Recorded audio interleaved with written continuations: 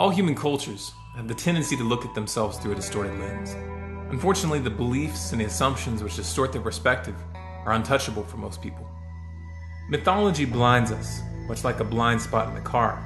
The difference being that human cultures don't know what they don't see, and don't want to know. The reason for this is simple.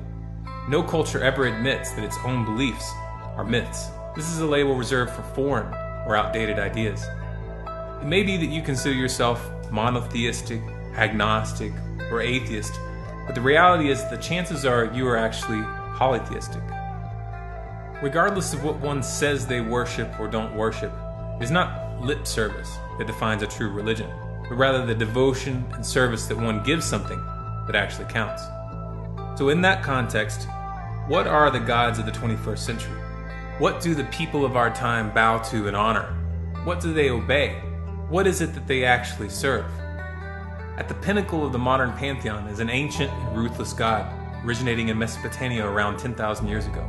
In English, we commonly refer to this entity as the state. When we talk about the state, it's important to clarify that we're not referring to the people acting in the name of the state.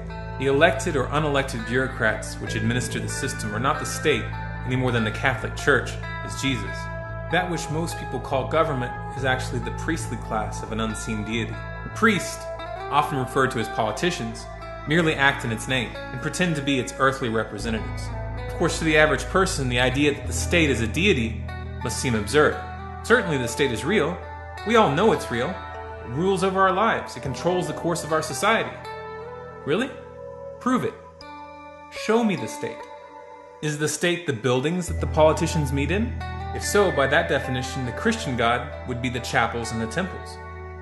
The state is obviously not the politicians. They're only humans. So where did they derive their supposed power? Saying that their power comes from the act of voting is absurd. Voting is just a ritual in the church of the state. A group of individuals cannot vote to confer the power to kill, steal, and wage war to a politician, because you cannot give away a power or a right that you do not possess yourself. So is the state the laws and the regulations written on paper? Of course not. This is like saying that a printed book is a god. The state is none of these things, and yet it permeates them on all levels, because what a state really is a belief. Our modern mythology hides this from us, but if we look back at the origins of the state, the reality is much more clear. The earliest rulers didn't beat around the bush about it. They declared themselves to be literal gods, and demanded to be worshipped as such. When that no longer worked, they claimed to be ordained by God. And over the years, as that excuse fell out of favor, they hid behind a tangled web of rules, regulations, and documents that obfuscates reality. That reality being that the priestly class, the state, derives its power solely from our faith. The second god in our modern pantheon is a deity which is just as old as the state, and arguably even more powerful: money. People have the tendency to think that money is the pieces of paper in their pocket, inscribed with strange symbols and Latin phrases. But this is an illusion. Those pieces of paper and the digits in your bank account have no power or value in and of themselves. In reality, they are edicts issued by the priestly class of the monetary system. This is where the term fiat money comes from. Fiat is a synonym for edict or order. There was a time when the priestly class for the state was also the priestly class of money.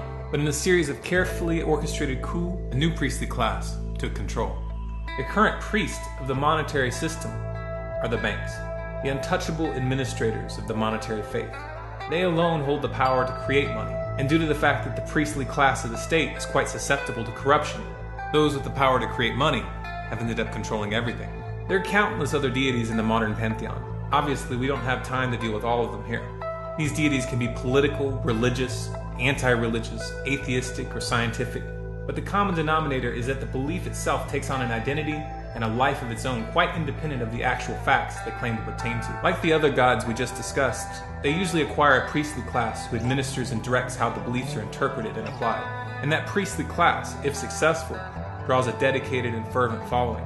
In their most advanced forms, the belief becomes institutionalized, and the propagation and protection of the faith becomes a matter of survival for these institutions. What would our world look like if we dropped these false gods?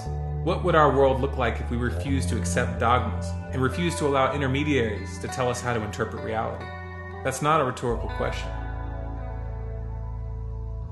If you want more content like this, please subscribe to this channel, Storm Clouds Gathering, here on YouTube. Let us know what you think in the comments. But if that's not enough, if you want to interact more, be sure to find us on Facebook, facebook.com/stormcloudsgathering, and on Twitter at Collapse Updates. For all of our videos plus bonus content, be sure to check in at stormcloudsgathering.com. And don't forget Wednesday nights, which is tonight, we have our roundtable discussion where you can call in and bring up any topic that you'd like to discuss. You can find us at blogtalkradio.com/root of the issue, all one word. Also, you can download those same roundtable discussions via iTunes by searching for Root of the Issue.